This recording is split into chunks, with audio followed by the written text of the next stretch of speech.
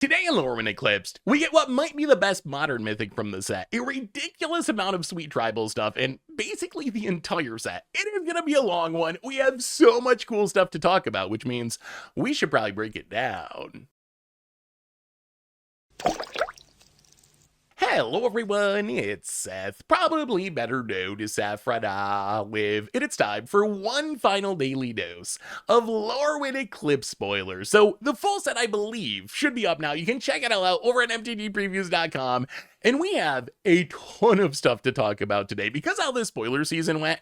First day of spoilers, a ridiculous amount of cards, and it turns out last day of spoilers, also a ridiculous amount of cards. So you better buckle up because we have a lot of amazing cards to talk about.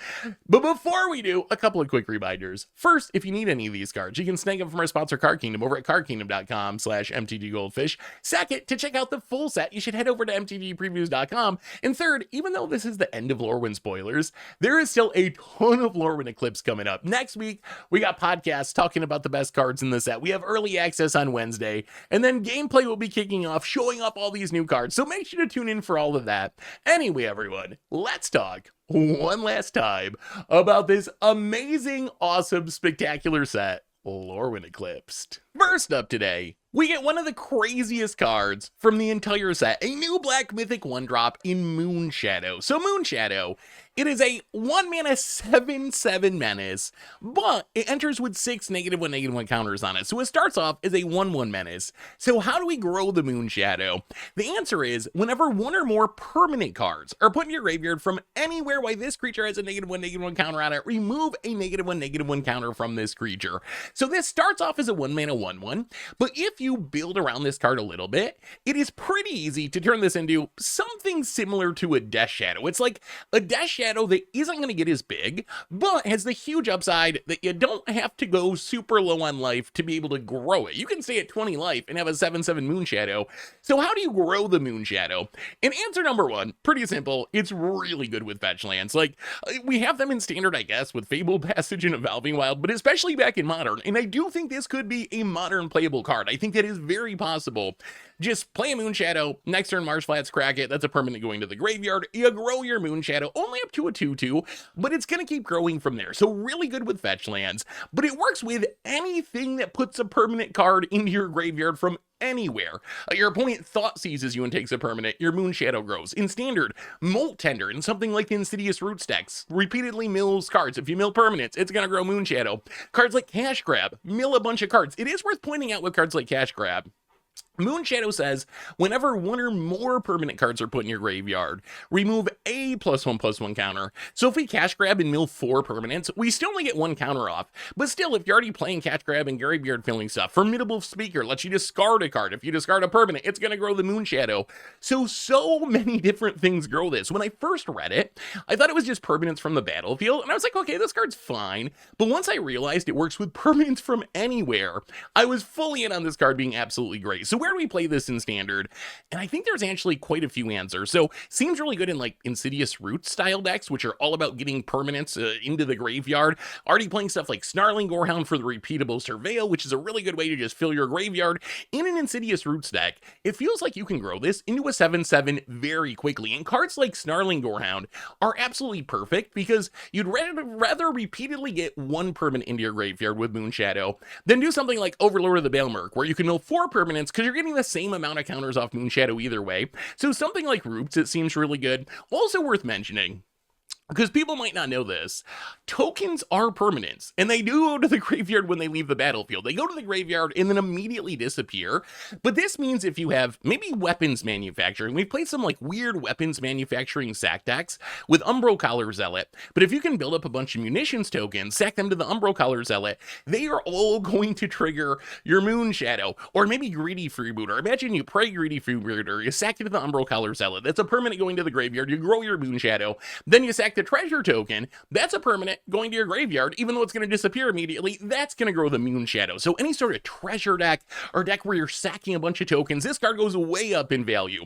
We also know in the Teenage Mutant Ninja Turtles set, which I've been trying not to think or talk about, but we do know Super Shredder is coming, and Super Shredder kind of cares about the same sort of thing as a 2-mana 1/1 menace, where whenever another permanent leaves the battlefield, put a +1/+1 counter on Super Shredder. So I could imagine building a deck where these are kind of the foundational early game plays of your deck, and the rest of your deck is just about having permanents leave the battlefield by going into the graveyard to grow your Shredders, to grow your Moonshadows. So maybe we get a new standard deck, some new sort of like weird sacrificey black deck once we get the Teenage Mutant Ninja Turtle set in a couple of months. Once we go back to Modern, and like I said before, I do think this can be a Modern playable card. It works really well with fetch lands, but it works even better with fetch land into surveil land. Like if you can turn 1 Moonshadow, turn 2 Marsh Flats, crack it, get a surveil land like under City Source, surveil a permanent away, you have essentially built yourself a Wild Mikado, which isn't a broken card in 2026, but still is a fine card, and you still have the upside that the next turn you can do it again and grow it even further. It fits really well into Death Shadow decks because a lot of the cards that Death Shadow plays to grow the Death Shadow, stuff like Street Race, stuff like Marsh Flats, to get shock lands. Even Mishra Bobble just works with Moonshadow, and Death Shadow tends to play it just to reduce the size of their deck a little bit. It seems very easy to have both of these cards work together, and you can be doing the Death Shadow thing while also doing the Moonshadow thing, and have these two massive 1-drops. So maybe we see a resurgence of Death Shadow decks in formats like Modern or in Timeless or in Historic, well, probably Historic more than Timeless, thanks to Moonshadow in a Death Shadow shell. Imagine just like turn 1 Moonshadow, turn 2, you play your fetch land, you crack your fetch land, that's 1 permanent, you get a surveil land, you mill a permanent, that's 2 permanents, maybe a cycle of Street Wraith, that's 3 permanents, maybe you play and crack a Mishra's Bobble, that's 4 permanents. It seems very possible for this to be like 5 power, maybe even more, on turn 2, which is absolutely wild, and that's something that Death Shadow can't even do, because you need to lose so much life that you can't really get it on the battlefield early in the game. If you want to go super deep on this card, you can just try to remove all the counters from it. I think that as far as competitive decks are concerned, I would be surprised if this plan is better than the just like cracking a bunch of fetch lands plan. But still, if you want to, you can like turn 1 Moonshadow, turn 2 Vampire Hexmage, sack Hexmage, remove all the counters, smack your opponent with a 7/7. Or turn 1 Moonshadow, turn 2 Sun Cleanser, remove all the counters from Moonshadow, sack you with a 7/7. In Standard, we even have Reese the Evermore, which is admittedly slower, but if you can play Moonshadow, then play Reese, maybe to protect the Moonshadow, although I guess you don't really want to come into play with another -1/-1 counter, because then it would die. But if you play the Reese, and then you can remove all the counters from it, build a 7/7, maybe by like turn 3-ish in Standard, which in Standard is still pretty big. As far as Commander is concerned, this is actually where I'm least excited about the card. I feel like it's so funny when we do spoilers these days. I feel like there are cards that are very specifically designed for Commander, but maybe you still see them a little bit in other formats. And then there's cards that are very specifically designed for 60 card formats, and maybe you see them a little bit in Commander, but really that's not their job. Moonshadow to me seems like a card designed for 60 card formats, but if you're gonna play this in Commander, what kind of homes are you looking for? It's cute with Virals. Virals just wants high-powered creatures in the graveyard so you can scavenge them. Essentially, you do a mini version of the Death Shadow trick, where with Virals, you get this in the graveyard, and then you can just exile the Moonshadow to put 7 counters on something. It's pretty cute with commanders that care specifically about the number of counters on things. So, like Felicia, for example, makes a bunch of Inklings based on the counters on things. Hapatra cares about counters going on things. So in some sort of like counter shenanigan deck or Virals deck, I think it's good. Otherwise, I think this card is designed to be a sweet Standard card, a very good Modern card, and really just a constructed all-star across formats. We also got our final Mythic Evoke Elemental, our Boros Mythic Evoke Elemental in Catharsis. So Catharsis, a 6-mana 3/4 elemental incarnation, kind of looks like a slug to me a little bit. But anyway, when it enters, if you spent double white on it, you get to make 2 1/1 green and white Kithkin creature tokens.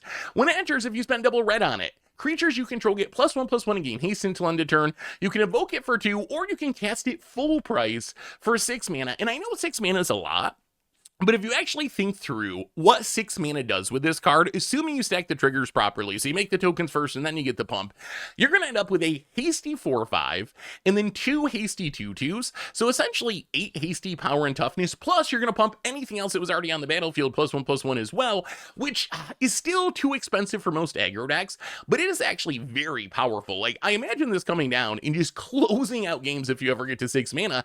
And part of the power of this card is you play it in some sort of like go wide aggro token deck or bushwhacker style deck, because you get a 2-mana Raise Alarm, you get a 2-mana Goblin Bushwhacker effect essentially. So you play it for that reason, but then if things go wrong and you flood out, this is actually your finisher as well. Like sometimes if you're playing an aggro deck, your worst nightmare is just drawing that 5th land and the 6th land, because you're like, I just have nothing to do with all this mana. But a card like Catharsis gives you something to do on turn 2, which is pretty powerful, and then something you can do on turn 6 if you happen to flood out. So I think in some sort of go wide aggro deck, Catharsis seems very, very good to me. The closest comparison is actually Heroic Reinforcements, which I realized recently is in Standard right now, thanks to Foundations. And like 7 or 8 years ago, when this card was first printed, it was actually like a Pro Tour level constructed staple in a Go Wide Boros deck. And Heroic Reinforcements, kind of the same thing as Catharsis, 4 mana sorcery. You get 2/1/1s, give your creatures +1/+1 and haste until end of turn. So Catharsis is like a more expensive version of this, but you can break it up and do the evoke thing. So maybe we see some sort of like Boros token deck that can play both of these cards. It also seems very good with like War Leader's Call, Case of Gateway Express. We still have Immodane's Recruiter. So any sort of like go wide Boros deck, like the Convoke decks that we used to have in the format that have kind of fallen off since we had rotation, maybe something like that can reemerge thanks to Catharsis. It also is the new cheapest way, if you have some sort of combo on a creature that you can tutor up massed haste for your board in Standard. So there's been some decks in the past, like the old builds of like Teamer Battlecrier combo, where you needed to have a way to give your entire team haste so you could win right away, that would eventually find or tutor up an Immodane's Recruiter. Catharsis just does this job better now because it's only 2 mana, so if you have to spend some mana to find it or tutor it up, you can always just play that double red mode to pump your team, give it haste, make the rest of your board swing in for damage and close out the game right away. So I think it's probably going to have some relevance there as well. So Catharsis, this one I don't think makes it in a format like Modern or whatever. Even in Commander, I guess it's kind of fine in the Elemental decks. It works well with the new Elemental theme. We're evoking everything into play and benefiting from that. But outside of that, I think this card is mostly designed to be a good Standard aggro card, and it does a very good job of that, even being 6 mana for full price. We also got our final mythic from the set in Soul Immolation. So Soul Immolation, a 5-mana sorcery, says, is an additional cost to cast this spell. You blight X. X can't be greater than the greatest toughness among creatures you control. And then Soul Immolation deals X damage to each opponent and each creature they control. So before we talk about this card, one note here, just because this isn't super obvious, I don't think, but let's say you want to cast Soul Immolation. You have a 10/10 creature on the board and a 1/1 creature on the board. You can cast Soul Immolation, and you can have X be 10, because that's the greatest toughness among creatures you control. But you can choose to put those 10 -1/-1 counters on your 1/1, so you don't lose your big creature, and still get 10 damage out of this spell. So keep that in mind. You don't have to blight on your highest toughness creature. It is just capped by the highest toughness of your creature. You actually probably want to blight on your lowest toughness creature a lot of the time, rather than the highest toughness. So Soul Immolation, it's basically Chandra's Indignation, with a little bit of a twist. You got the blight twist, you got the caring about toughness, sort of, thanks to blight, rather than caring about power. But still, this card essentially does the same thing, and this means the card is not going to be a Standard card. The problem with this card in Standard is it is a Wrath, albeit a one-sided Wrath, which is nice, and it hits your opponent, which is nice. But the big problem with this card is it's essentially a Wrath that requires you to have creatures on the board. And if you can't keep a creature on the board, you can't cast a Wrath. And when you think about Wraths in Magic, the time when you want to be able to cast them the most is when you don't have any creatures on the board, and your opponent has a lot of creatures on the board. So we've seen effects like this in Standard in the past, and they just have never worked out. Maybe we can do an Against the Odds style combo with it, where we make some like massive creature and burn our opponent out of the game. It would be pretty funny, like somehow get down a Walls of Bossing, say, and then like just cast this and burn you out of the game. So we can probably do some shenanigans with it, but this isn't going to replace Ultima or Day of Judgment or Pyroclasm in a competitive Standard deck. What this card does do really well is potentially combo kill your opponent. As I mentioned before, the Walls of Bossing Say thing is kind of hilarious, and there is an upside here. Chandra's Ignition does have one kind of fatal flaw, which is Chandra's Ignition. It makes you target a creature, and then your opponent can kill that creature in response. And if they kill that creature in response, you lose all the value of Chandra's Ignition, no damage being dealt at all, Soul Immolation kind of gets around that because it doesn't actually target anything, right? All you do is put a bunch of counters on something, choose the blight number, and then the damage is going to be dealt. So even if your opponent kills the thing that you're putting the counters on, it doesn't actually matter. You're still going to be able to deal all the damage to your opponent. So that actually is a pretty big upside if you're trying to combo with something like Walls of Bossing, say, where your opponent could just Doomblade it or whatever and fizzle Chandra's Ignition, but not going to be able to do that with Soul Immolation. As far as where this card will see play, I think in Commander, you normally will play this more or less like you would play Chandra's Ignition, which means it's kind of just a backup if you're playing some sort of Voltron deck, is where you see a card like this most often, like Wolverine Best there is, Vel'Gavoth Harrower of Souls, where you're going to grow this massive commander, and if you can get the toughness of your creature high enough by loading it up with auras and enchantments and equipments, or however you're going to do it, but if you can get its toughness high enough, then Soul Immolation can theoretically just kill the entire table with one card for 5 mana. And one of the interesting upsides of this card, compared to Chandra's Ignition, is it's much easier to pump toughness than power. Because power can kill people, you gotta be a little careful with how much a cheap card can pump a creature's power. On the other hand, toughness can't really kill people. So you can make a Slagwood Armor, which is a 1-mana equipment that gives +0/+6, equips for 3, or Tower Defense, gives all your creatures +0/+5 for just 2 mana.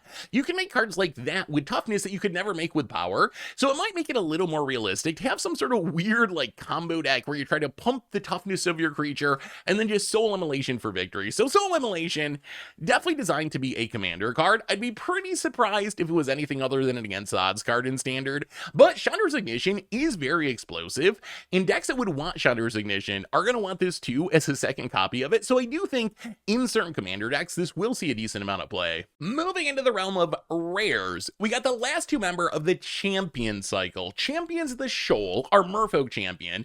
Champion of the Path, not sure why Champion of the Path is not pluralized like the rest of them. I guess there's just one of them, but that's the Elemental Champion. And these cards, I think, are pretty good if you are doing what they want to be doing, which is playing the right creature type. So Champion of the Shoal, our Merfolk champion, a 4-mana 4/6, is an additional cost to cast it. You gotta behold and exile a Merfolk. So exile a Merfolk from your hand or on the battlefield, and then when it enters or becomes tapped, tap up a 1 target creature and put a stun counter on it. And then when it leaves the battlefield, you get the exiled card back to your hand. So Champions of the Shoal actually works pretty well with what Merfolk want to be doing, which is tapping down your opponent's stuff. I think there's a couple different ways we can build Merfolk in standard, but one of the most obvious ways is we have cards like Floodpit's Drowner, Harbinger of the Tides that bounces, now Disruptor of Currents that bounces, and Champion of the Shoal fits pretty well with that theme. If you're just trying to like play these tricky Merfolk that are going to tap your opponent's stuff, bounce your opponent's stuff, chip in for damage like a tempo deck and win the game, Champion of the Shoal is kind of wild. You like play it, tap something down, give it a stun counter, and then when it goes and attacks, you can tap down a blocker and give it a stun counter and just keep getting in damage. So I think this card might actually be very, very strong in a tempo style Merfolk deck.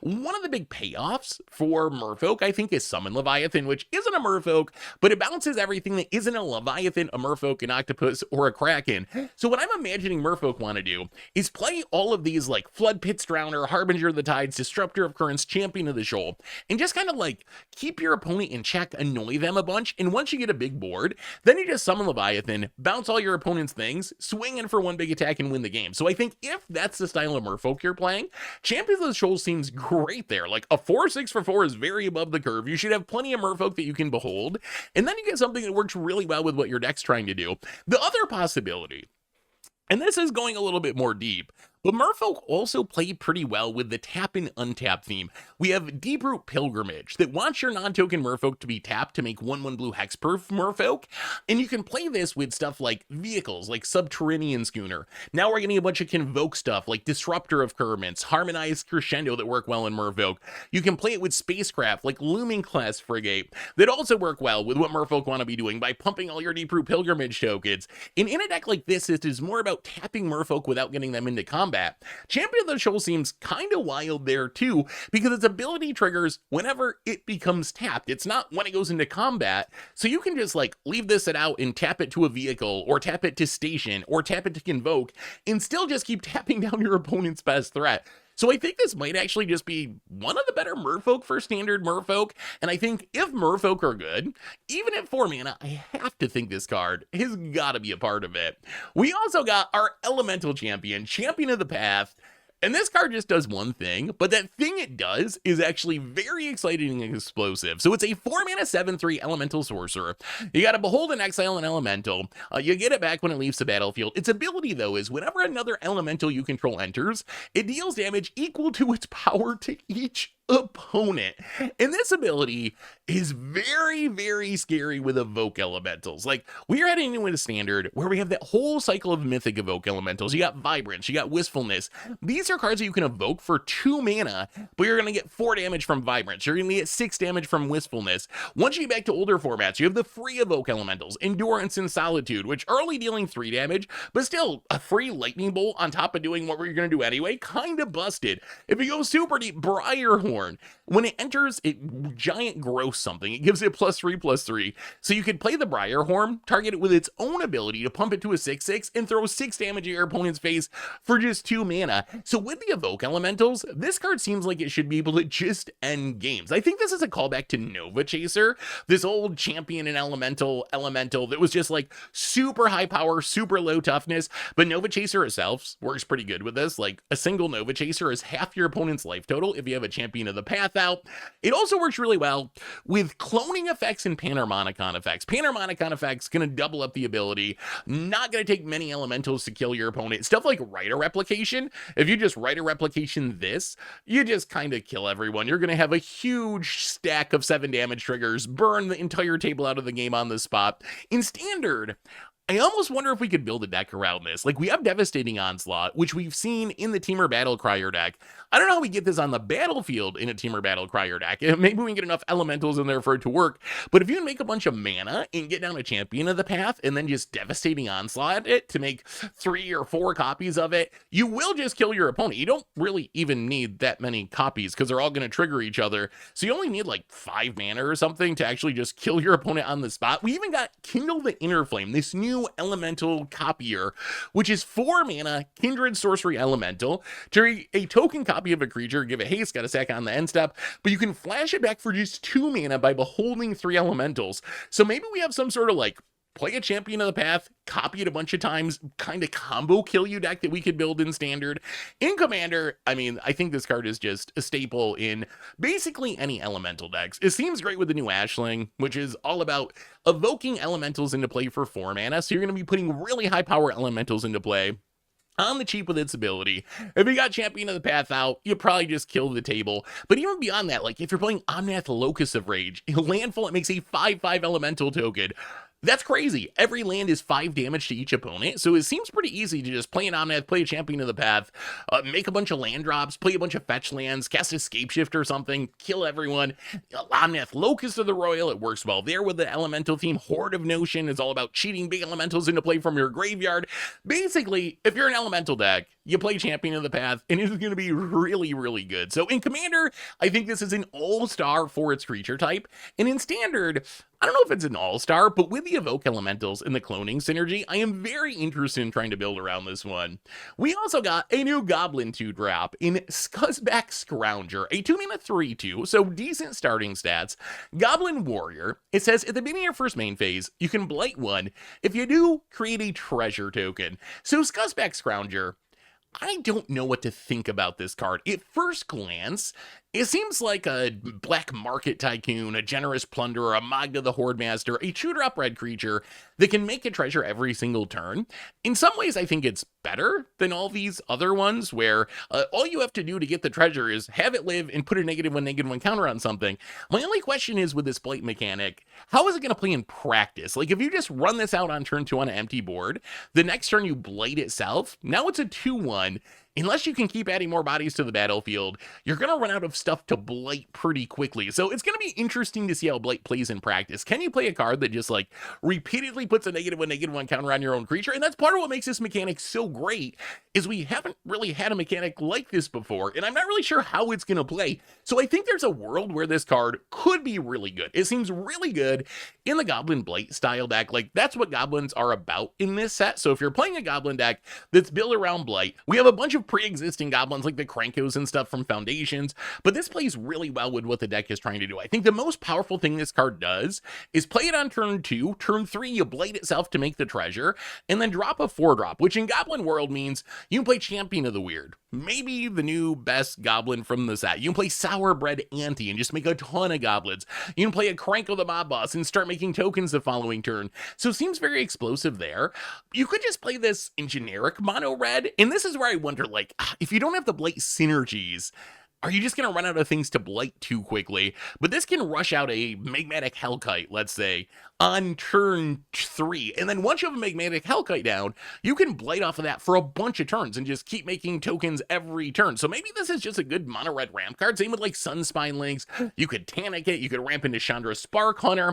I think this card might be very good in Commander as well. Like, in Commander, it works well with goblins, obviously, because of its creature type, but it might be even better in a dedicated treasure deck like Von Goldwaker or Jolene the Plunderer Queen. Just really care about making as many treasures as possible. I think Scuzzback Scrounger is at least a staple there, and I could even see an argument that this might be better than that. Like, can you just play this in a generic red deck? It's like a weird mana dork.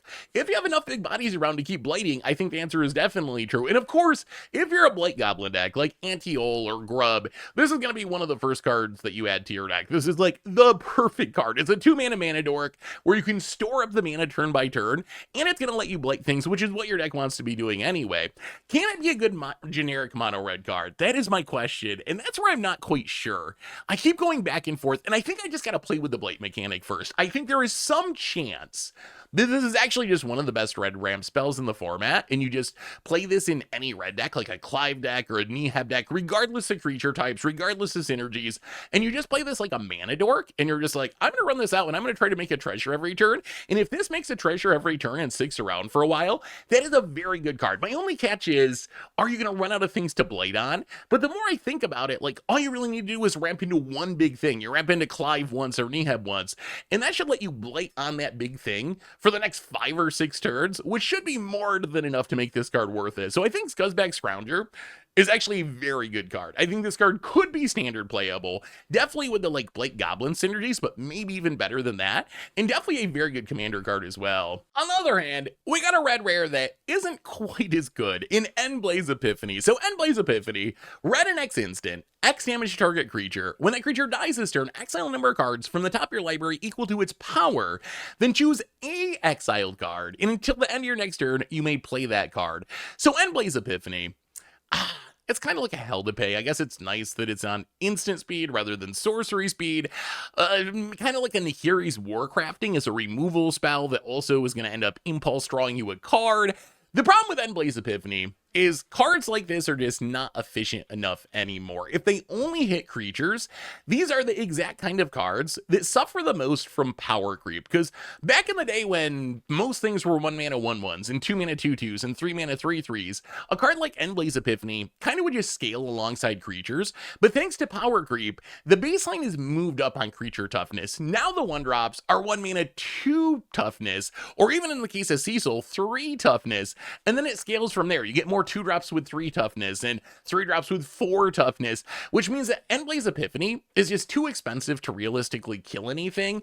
And impulse drawing a card, while I like that ability on Nahiri's Warcrafting, it really wasn't enough to make the card good. And Nahiri's Warcrafting was just capped at 3 mana, which was nice. So Endblaze Epiphany, I feel like this card would be the kind of card that would have been really good like 10 or 20 years ago, but cards like this just don't line up with the power creep of creatures today. I guess maybe it's like a fine limited card, but outside of that, I would be very surprised if Endblaze Epiphany saw play. We also got Raiding Schemes, and this enchantment is kind of wild. It's a 5-mana Gruul enchantment. This says each non-creature spell you cast has Conspire. What is Conspire, you wonder? It's an old Lorwyn mechanic that means when you cast the spell, you can tap 2 untapped creatures that you control that share a color with it. When you do, you get to copy that spell. So this calls back to Wart the Raid Mother, which is a legend that essentially has the same ability only for red and green things, but also made a couple tokens along the way. Raiding Schemes kind of doing the same thing, right? So what do we do with this card? And I think we do the same thing that you can do with Wart. It works really well with spells that make creatures. So your Dragon Fodders and Hordeling Outbursts and Empty the Warrens. You can play this, and then you play a Dragon Fodder, hopefully tap a couple things to make 2 Dragon Fodders. Now you have a bunch of tokens, then you can tap those to make even more tokens, and then you can tap those to make even more tokens, and then you're just copying every spell that you cast and winning the game somehow. And Raiding Schemes can do the same exact thing. In Standard, the dream is this. The dream is you get on Raiding Schemes, you get down a couple of creatures, and you use it to cast a Jeskai Revelation twice. I promise you, at some point in the next 6 months, there will be an Ali Eldrazi deck that is trying to do this, because this seems exactly like something Ali would be trying to do in a 5-color control deck. It does seem very fun, where you're just like, play this, play some token producers, and then use Raiding Schemes to just supercharge all of your spells. And we have a lot of good token producers in Standard, like Frontline Rush, Fire Nation attacks. Imagine a double Heroic Reinforcements. You probably just close out the game on the spot. It's also a super cute Slime Against Humanity deck. You can copy your slimes to make even more slimes, and then tap your slimes to copy the next slime to make even more slimes. Is this actually going to be good in Standard? No, it's not going to be good in Standard, but it's going to be a funny deck that we can build in Standard. Raiding Scheme Sky Against Humanity. My dream with this card, though, is just to double a Doppelgang. Like, I don't know what creatures I'm going to use. Maybe some random ramp spells. I'll have to figure out a way to get some creatures on the battlefield. But if you could double a Doppelgang with Raiding Schemes, how do you possibly lose the game? Like, imagine doing Doppelgang twice, and you even get to choose new targets for the ability. And the way this works with an X spell like Doppelgang is if you copy it, the X is locked in. So if you cast a Doppelgang X3, the copy is also going to be Doppelgang X3, and that is a huge amount of pseudo ramp you're getting, and you're probably just going to win the game. So Raiding Schemes, I mean, it's 5 mana. It's an enchantment that can be removed. It doesn't do anything right away. So I don't think this is going to be like a constructed staple, but it's a super fun commander card in Wart decks or anything that just wants to try to do spell slingery token shenanigans. And in Standard, it seems like a fun, like, against the odds style builder out. We also got Gloom Ripper, which to me looks like one of those old intro pack rares. Like, if there was an elf intro deck, I could see Gloom Ripper being on the front of that deck. It's very bulk rarish to me. Gloom Ripper, a 5-mana 4/4 elf assassin. When it enters, target creature you control gets +X+0 until end of turn. So it pumps one of your creatures, and up to one target creature an opponent controls gets -0, -X. So maybe kills one of your opponent's creatures, where X is the number of elves you control plus the number of elf cards in your graveyard. So Gloom Ripper, it reminds me a little bit of Guiltleaf Winnower, if you remember this one from when we went to Magic Origins like a decade ago, is the 5-drop elf tribal card that kills one of your opponent's things. Gloom Ripper, it does have some upside, right? Where not only are you killing something, you're also pumping something. The problem is it's just 5 mana. I guess it does play with the graveyard theme we see from elves, from Lorwyn Eclipsed, and Lewin and Trystan that are like getting elves into your graveyard, caring about that. So it does fit the theme.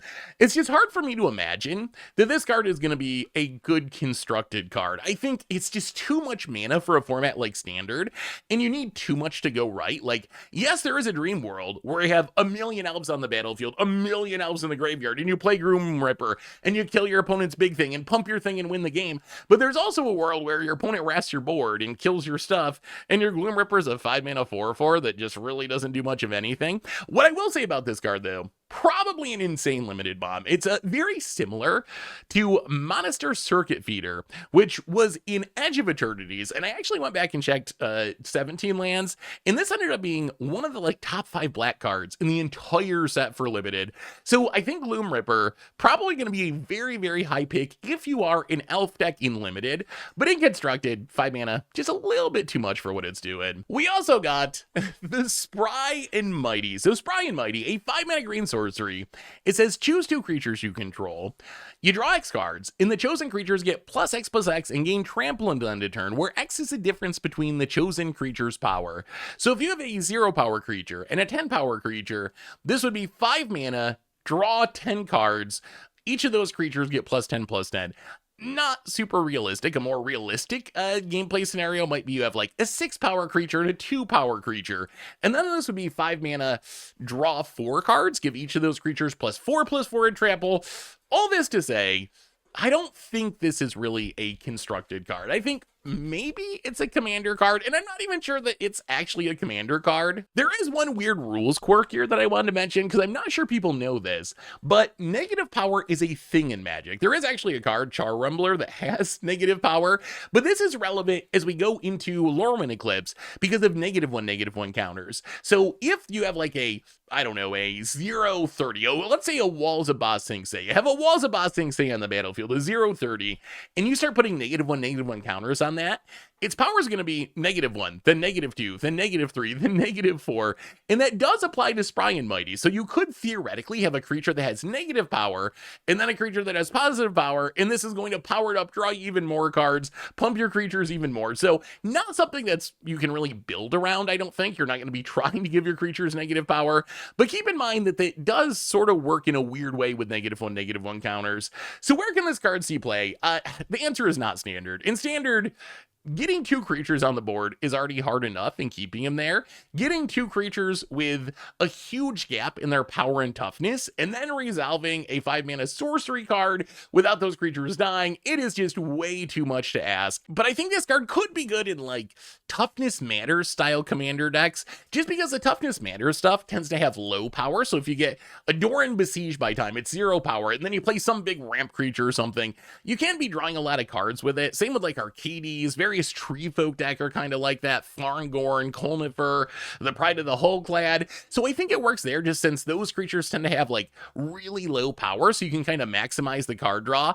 But in a very real sense, I just don't see how this beats out like Return to the Wild Speaker, Last March of the Ends, Rishkar's Expertise, the cards that draw you based on the power of a single creature, because they only require a single creature on the battlefield. Spry and Mighty, yeah, it's nice that you can get this pump out of it as well, potentially, but I don't think it makes up for the fact that you need multiple creatures when the good versions of this effect in Commander, you only need one. So Spry and Mighty, it's a cute design, the wording a little bit clunky and weird, but I see what it's trying to do. It's trying to be some sort of Rishkar's Expertise style effect where you can like pump your creatures, draw some cards. In practice, I think there's just better versions of this effect, but in the right scenario, this can draw a ton of cards and deal a ton of damage. Next up, we get a new Commander Bomb, and a card that I'm expecting we're going to see people like Krim and Phil cast a lot on Commander Clash in Dream Harvest. So Dream Harvest, 5 in double Dimir hybrid, so 7 total mana. For a sorcery that says each opponent exiles cards from the top of their library until they have exiled cards with total mana value 5 or greater this way.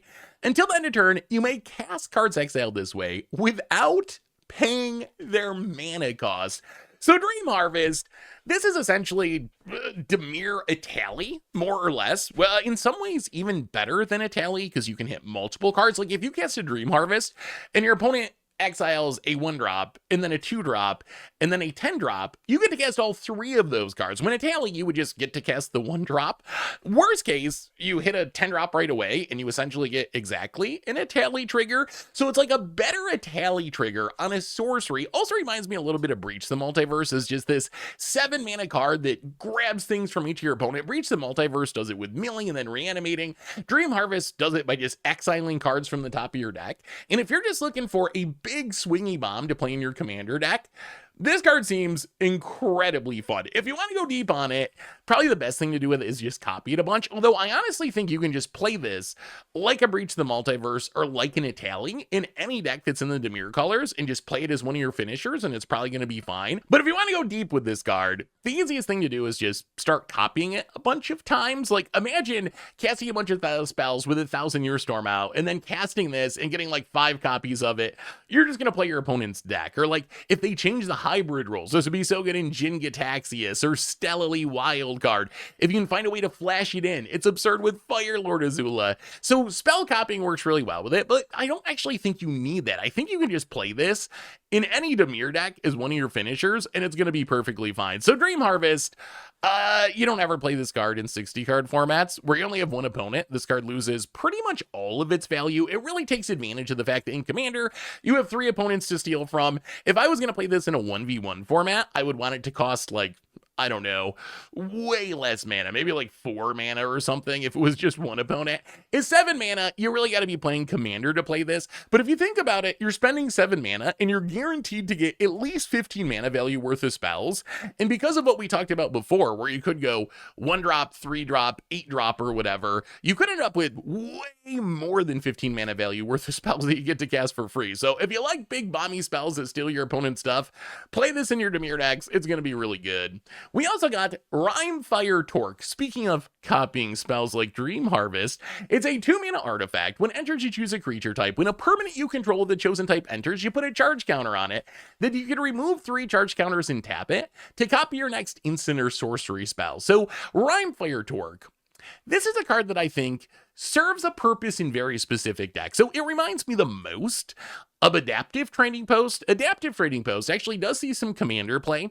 It cares about you casting instants and sorceries to put charge counters on it, and then you can remove the charge counters to copy an instant or sorcery. Rimefire Torque's a little bit different. It does the same, remove 3 charge counters to be able to copy an instant or sorcery. The twist is, it cares about a specific creature type entering the battlefield. So you're not just going to play this in a random Spellslinger deck like you would Adaptive Trading Post, but where this card is going to work best. And I think, again, this is most likely a commander card rather than a constructed card, although maybe there's some specific standard combo that you could pull off with this card. In standard, though, we have like Curse Recording, we got Raiding Schemes. I think there's just easier ways to copy your spells if that's what you want to do. Rimefire Torque, it has this very specific niche, right, where you need to not only have big spells that you want to cast and copy, or specific spells you want to cast and copy, but you also need to be kind of a tribal deck, playing a bunch of creatures of the same type. So not super hyped about this in standard, although I do think maybe there's like I said, some specific deck where you're copying some specific thing and you can make this work. Maybe it's Boomerang Basic Storm Chaser's talent and you just keep making otters and you try to copy your Boomerang basics. I don't know, like combos everywhere, so I guess you could do it. I don't know how powerful it would be. Where I think this card is going to shine, though, is in commander decks with commanders that make tokens of a specific type and also care about casting spells. So first things I thought of were like Talrand Size Summoner. When you cast an instant or sorcery, you make a 2/2 Drake token. With Rimefire Torque, it doesn't say non-token creature, so in a Talrand deck, you can play this named Drake. Trust that as you're casting your spells, you're going to be making Drakes. Those Drakes are going to power up your Rimefire Torque, then you use it to copy your spells. Or Kaikar, you play it in name Spirit. Alayla, you can play it in name Fairy. Soka, you can play it in name Ally. Oveka, you can play it in name Phyrexian or Goblin. So I think those are the decks that I'd be excited to play this in. Some sort of Spellslinger deck where my commander makes tokens based on me casting spells, and then Rimefire Torque is probably going to be able to copy a spell every single turn in a deck like that. If I can't cast 3 spells each turn cycle with my Kaikar deck, I don't even know what my Kaikar's deck's doing. So those are the homes I'm most excited for. So Rimefire Torque, sweet with those commanders that make tokens and care about slinging spells. Outside of that, it is only 2 mana, so maybe there's a combo in standard. I haven't found it yet. I expect it mostly to be a commander card, but I wouldn't completely write it off for standard. We also got our final command, and it is an expensive one, Trystan's command. And it's kind of funny, as much as this is the most expensive of the commands, I also think it might be the best of the commands because of how it works with elves. So this is an elf kindred sorcery. It's 6 mana in Golgari. You choose 2 of, create a token that's a copy of target elf you control, return 1 or 2 target permanent cards from your graveyard to your hand, destroy target creature or enchantment, or creatures target player controls get +3/+3 until end of turn, and untap them. So Trystan's command, if you think about what this is, quasi-duplicate for elves, into Regenesis, into Get Lost, essentially, that doesn't hit planeswalkers, into, I don't know, Great Oak Guardian, like an overrun that pumps but doesn't give trample, but also untaps your stuff. So Trystan's command, why am I excited for this card? And I think there's a couple of reasons for this. So one is, copying an elf seems pretty powerful because there's some good elves to copy. The other is the second mode, returning 2 permanents to your hand. That is actually a pretty high mana value mode. I think Regenesis has been power crept since then. We've had different versions of it, but I would expect to be paying like 3 or 4 mana, at least, probably 4 mana, to return 2 target permanents to my hand. So that mode is actually relatively fairly costed when you consider the other modes. The Get Lost mode, obviously kind of expensive, but if you're like killing something and getting back 2 permanents, it's kind of a 3 for 1. And then I think that last mode is sneaky good because of how it works with elves. The pumping, I'm kind of like whatever. Without trample, the pumping's not that exciting, but untapping all your elves is actually very, very powerful. If you think of how this card works with elves, you have stuff like Shaman of the Pack that you can copy and maybe just burn your opponent out of the game. And plus you can get that stuff back from the graveyard with its second mode. But the exciting part about that last mode is elves are really, really good at making mana. You got Elvish Archdruids and Land War Elves. That's kind of the whole gimmick of elves, is they can tap themselves and tap each other to make a ton of mana. In a elf deck, being able to just untap your entire board with an effect that's also copying an elf or getting things back from your graveyard or killing your opponent's back thing actually could turn this into like a weird ritual. There are certainly elf games where you can tap all of your stuff and make way more than 6 mana, and then Trystan's command kind of becomes free. You untap all your stuff, you pump all your stuff, and you get one of the other modes. So I think that makes this card very exciting in elf decks.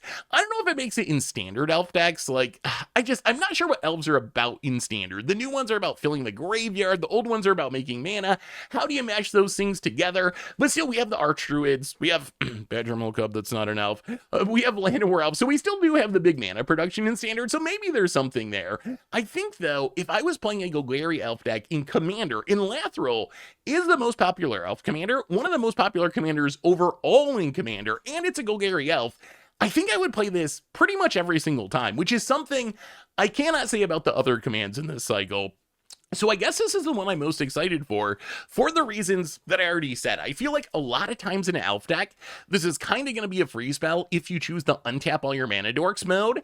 Plus you get to copy an elf, get stuff back from the graveyard, or kill something. So Trystan's command is 6 mana. It's a big ask for standard, but I think this is actually potentially a bomb in Golgari Elves and Commander. We also got Kinsaer Sentry, and this card, I love this card. This card is so sweet. It's a 2-mana 2/2 Kithkin Soldier. It's got first strike and lifelink, and then it says when this creature attacks, you may put a creature card with mana value X or less from your hand onto the battlefield, tapped and attacking, where X is the number of attacking creatures you control. So Kinsaer Sentry, this is 2 iconic old Kithkin from original Lorwyn block, essentially wrapped into one and updated for 2026. So it's a Knight of Meadow Grade, 2-mana 2/2 first strike lifelinker, and this card was actually a Pro Tour staple in its day. Kithkin were a real deck, and Knight of the Meadow Grade was like a 4 of main deck card in Kithkin back in Lorwyn era. So you get a Knight of Meadow Grade, but then you also get Preeminent Captain, essentially, or a version of Preeminent Captain that's even better in a lot of ways because it doesn't care about soldiers. It lets you put anything into play. So if you just go wide, this is dumping extra things from your hand into play for free. And I think if you add those two things together, you end up with a really good card. So where would I play this card? In the most obvious home actually isn't Kithkin for me. I think it's actually like the Boros mobilized token aggro style decks.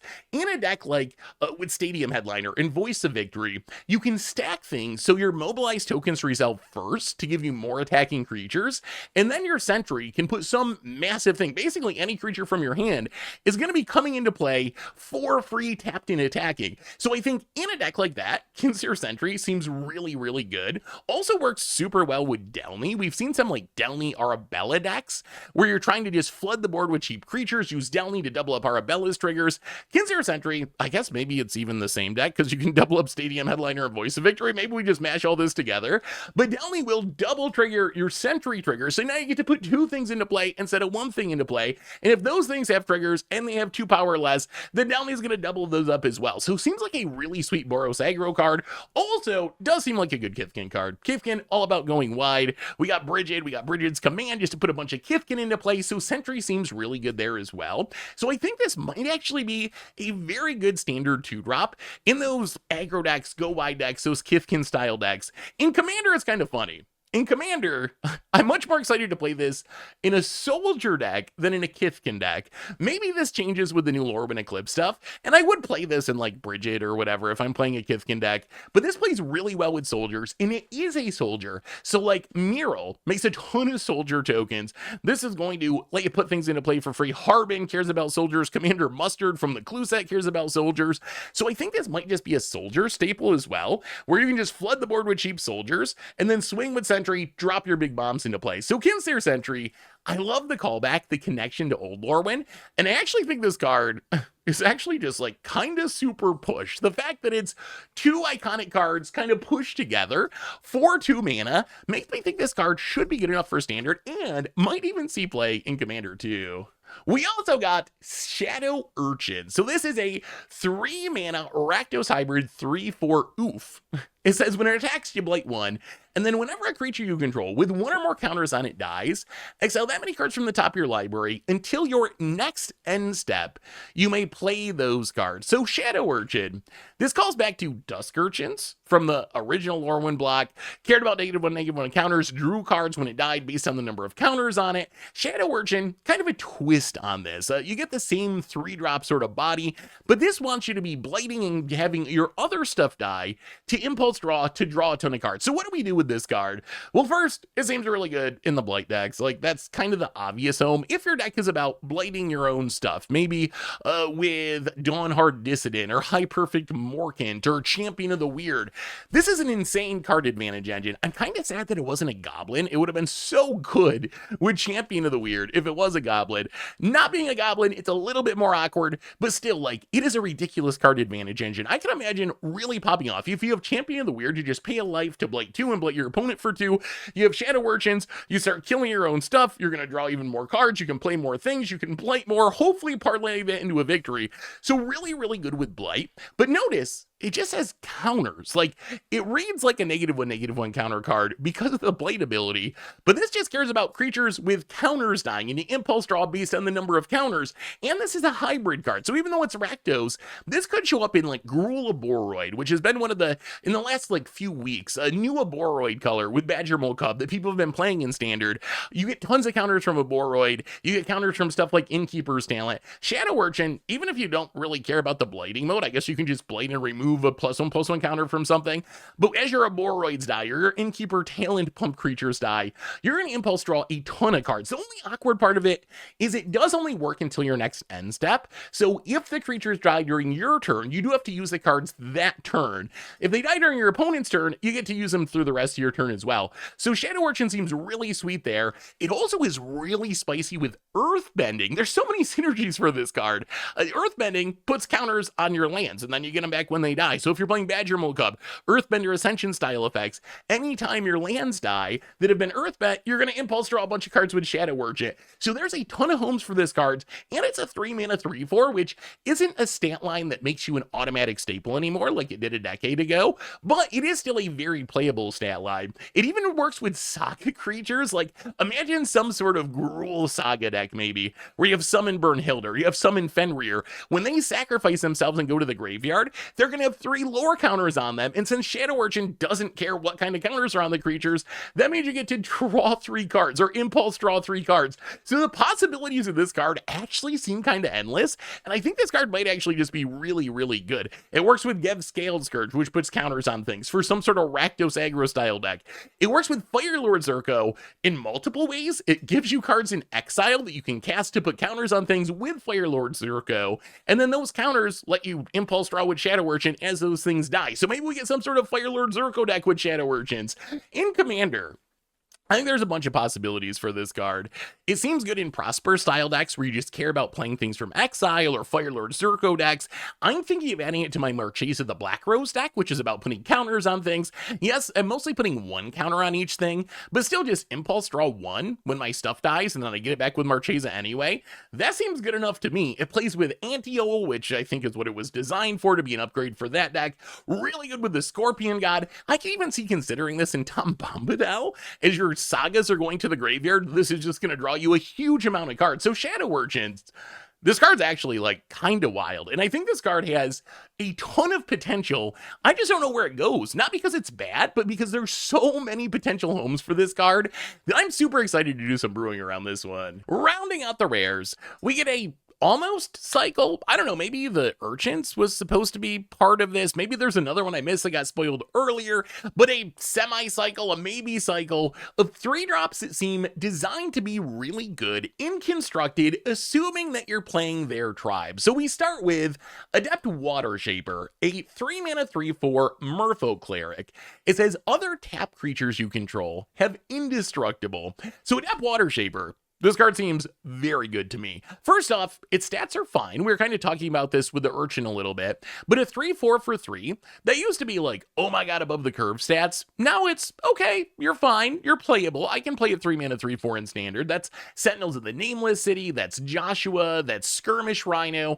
So good enough card based on its stats. And then it has an ability that is actually very, very strong. It gives your other tap creatures indestructible.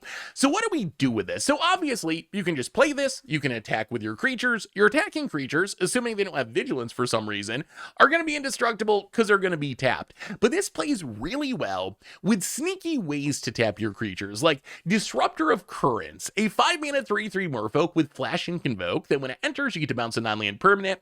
With this, you can like wait until your opponent casts a removal spell on one of your things, and then Disruptor of Currents, tap down all your stuff, give that thing indestructible, hopefully fizzle it. It's unfortunate it doesn't give itself indestructible, although if you never get 2 of them going, they could potentially give themselves indestructible that way. Or like Harmonized Crescendo can do the same trick where you can tap stuff down. It works even better with the Merfolk tap and untap theme. I think one of the things we've talked about with Merfolk for this set is because of Deeproot Pilgrimage, wanting your Merfolk to become tapped to make tokens, the tribe tends to work really well with the station mechanic or vehicles that can tap your creatures without sending them into combat. And then we got stuff like Deepway Navigator that can untap your Merfolk if you need them on defense. But imagine having a Adept Watershaper out along with a Subterranean schooner. That means that anytime you want to, you can just tap a creature to crew 1 the schooner, and then you're going to be able to have that creature be indestructible. So it's another way you can just kind of fizzle removal. Although again, your opponent can just target the Watershaper and then target your other stuff. So that is the one drawback, but seems like a very good Merfolk card. I could also see just playing this in some sort of white aggro deck. It's not really a deck that exists in standard right now, but maybe it will in the future, where you're just like Flowerfoot Swordmaster, Voice of Victory, play good white stuff, and you play this and you're like, I can swing out with my team every turn and like make my mobilize tokens, trigger my stuff, and I don't really care if you block me, even if you got good blocks, because my team's going to be indestructible anyway. The one thing I did want to mention about this card, and this applies mostly to Commander, but this card is not going to save your stuff from a damage-based sweeper. So Adept Watershaper, great against a Wrath of God. Against a Wrath of God, assuming your other creatures are tapped, your other creatures aren't going to die, your Adept Watershaper is going to die, but that's fine, it did its job, it protected your team from the Wrath. On the other hand,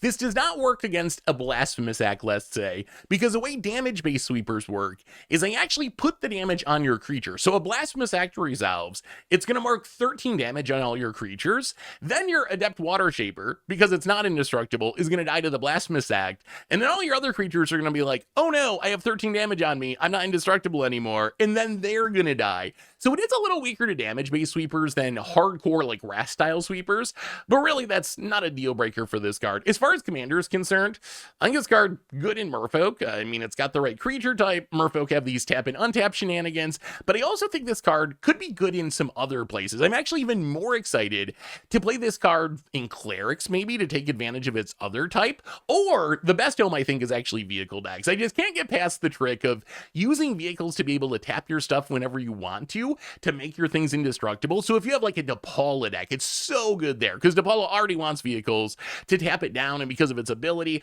a Katori, a Greasefang deck, I think Adept Watershaper just seems really solid as a way to protect your team by giving it indestructible, by using your vehicles to tap whatever your opponent targets with a removal. So Adept Watershaper, very good Merfolk 3-drop. Then we get a very, very, very good Goblin 3-drop in Taser of Wares. So Taser of Wares, 3 mana 3/2 Goblin Warlock. It says when it enters, target opponent reveals X cards from their hand, where X is the number of goblins you control. You choose one of those cards, the player exiles it. If it's an instant or sorcery, you can cast it for as long as you control the creature, and use mana of any type to cast that spell. So Taser of Wares, this card is wild. It reminds me of Thoughtstalker Warlock, which has seen a bit of standard play, as this 3-drop creature that works kind of like a Thoughtseize.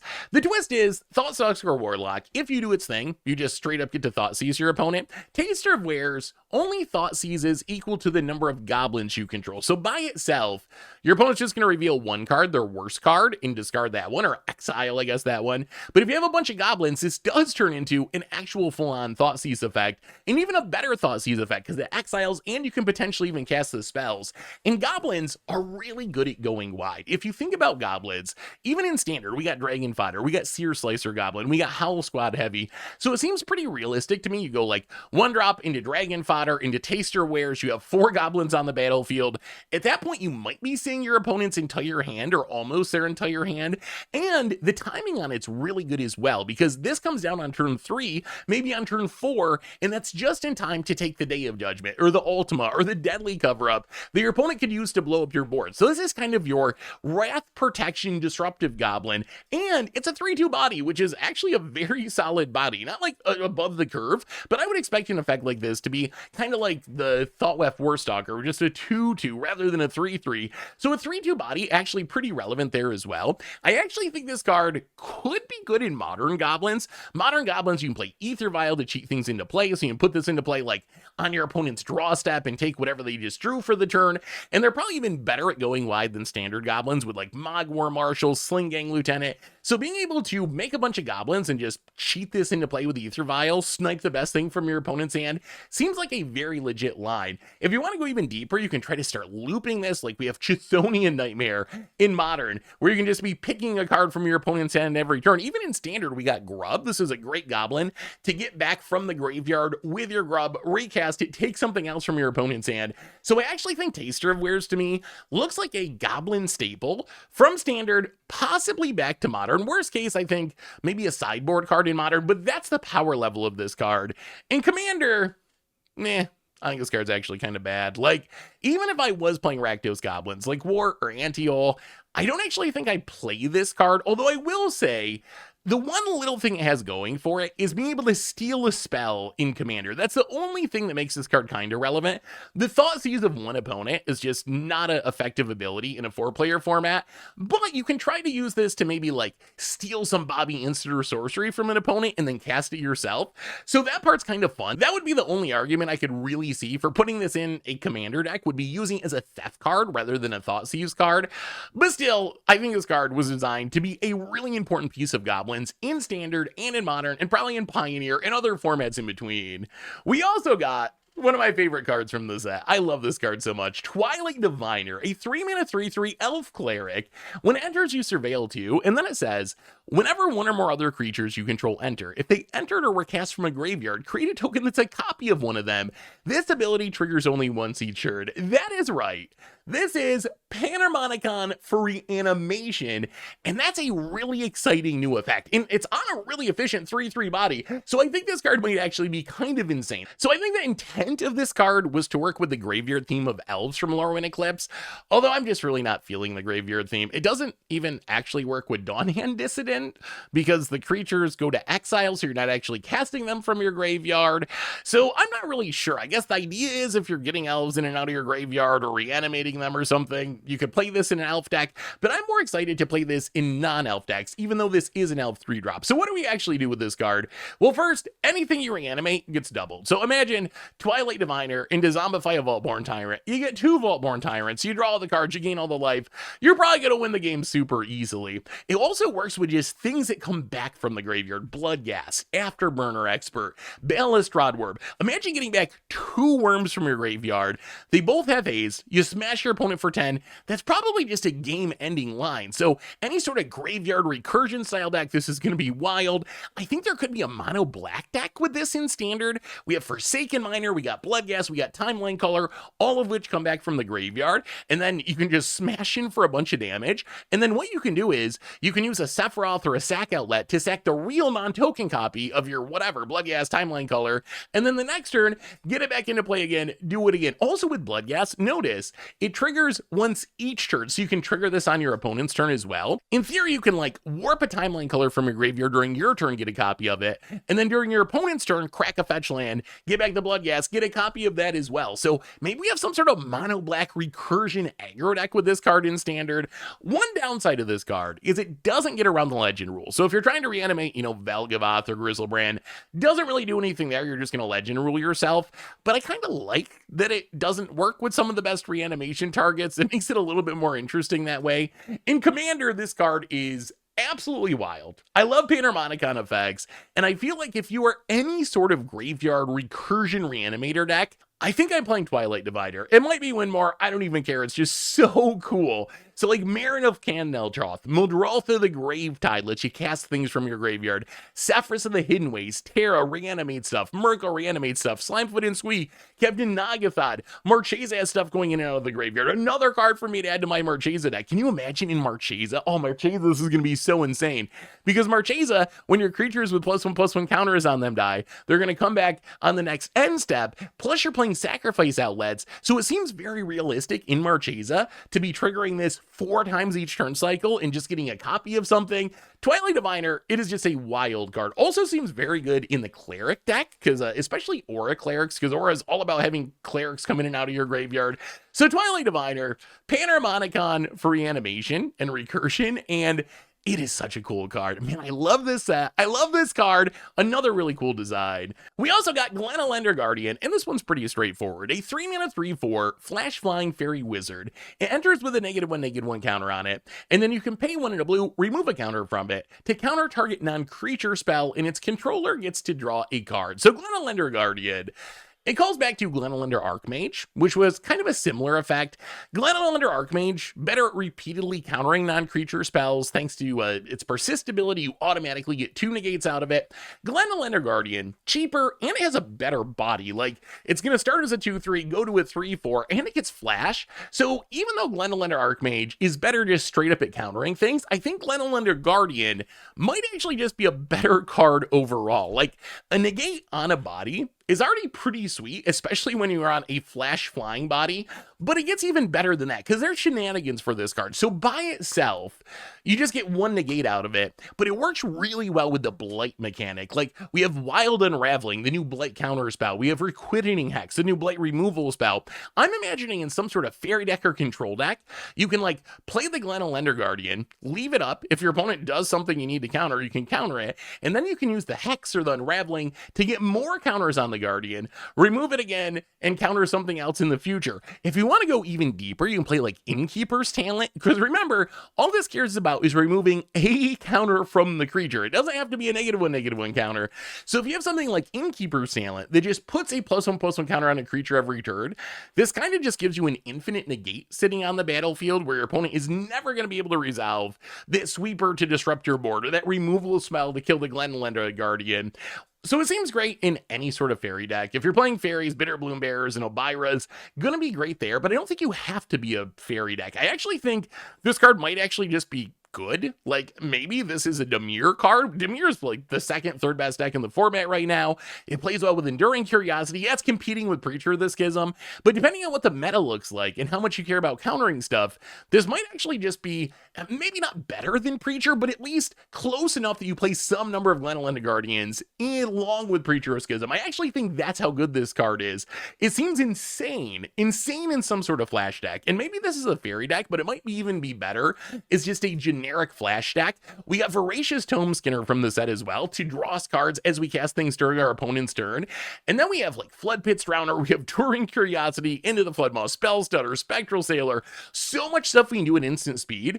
And this is just another way we can flash something in, we can draw some cards, we can protect our team, we can disrupt our opponent. So I am incredibly high on Glen Elendra Guardian. As far as Commander's concerned, I think it's basically just a fairies card. I guess you play it in Wizards too, if you wanted to, although it seems to fit the themes of fairies better than it does Wizards. So I think it's fine in Commander. I'm not like super excited about it in Commander, but in 60 card formats, Glen Elendra Guardian seems like an absolute bomb and one of the best cards from the set. Moving on to lower rarity cards, we're going to try to turbo through a bunch of the good ones. I know this is already a really long spoiler video, but hey, it's a last day of spoilers, and Lorwyn Eclipsed is pretty awesome. Plus, we live in a world where some of the best cards that we've seen in recent sets have been lower rarity, so I think they're relevant to talk about. So first, Boulder Dash. 2 mana sorcery in red, 2 damage to one target, 1 damage to another target. If this sounds familiar, it's because it's a functional reprint of Arc Trail, way back 15 years ago in Scars of Mirrodin, and Arc Trail used to see a lot of play back in its day, and I think Boulder Dash might actually be even better today. If you think about how this lines up against the top decks in the meta. This is 2 mana, kill Badger Mole Cub and its Earthbend land on turn 2, or Badger Mole Cub and Alana Werewolf. Against Dimir, you can snipe Deep Cavern Bat and Flood Pit Surrounder. Against Mono Red, you can get Razorkin Needlehead or Scalding Viper in a Burnout Bastronaut. Against many of the top decks in the format, this is a 2 mana 2-for-1 that deals with some of the most important creatures in your opponent's deck like Badger Mole Cub. So we'll have to wait and see, is this a sideboard card? Is it a main deck card? But I actually think this card has potential to be very, very, very good in our current standard format. We also got a semi-cycle of tribal cards that when they enter, you can dig 4 cards deep for a tribe member or a land of their colors and put it in your hand. So for example, Eclipse Bogart, a 3 mana 2/3 Goblin Scout. When it enters, you look at the top 4 cards of your library, you can reveal a goblin, a swamp, or a mountain and put it in your hand. Eclipse Marrow, literally exactly the same thing, except for merfolk, plains, and islands. Eclipse Elf, you get 1 more power than toughness. Same thing for elf, swamp, and forest. The best one, probably Eclipse Kithkin, just because it's only 2 mana. 2 mana, you dig for a Kithkin, a forest, or a plains card, put it in your hand.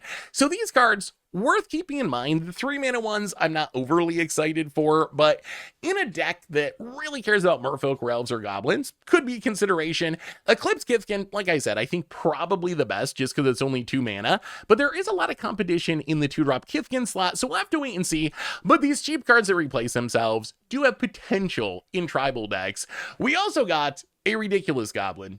Absolutely ridiculous uncommon goblin in Bogart Cursecrafter, a 2 mana Rakdos 2/3 Death Touch, which is already insane. Like 2 mana 2/3 Death Touch, that is a very good card. That's Gifted Etherborn, which is a card that still sees play all the way back to Pioneer. I guess that has lifelink too, but still 2 mana 2/3 Death Touch, very good. And then when another goblin you control dies, it deals 1 damage to each opponent. So Bogart Cursecrafter, it's essentially a 2 mana 2/3 Death Touch version of Basilic Mons, a card that has never existed in Standard because it's from Modern Horizons, does see a little bit of play in Modern Goblins, and I think Bogart Cursecrafter is maybe the most important goblin from the set. Goblins are very good at sacking things, like Skirk Prospector, the foundation for a lot of goblin decks.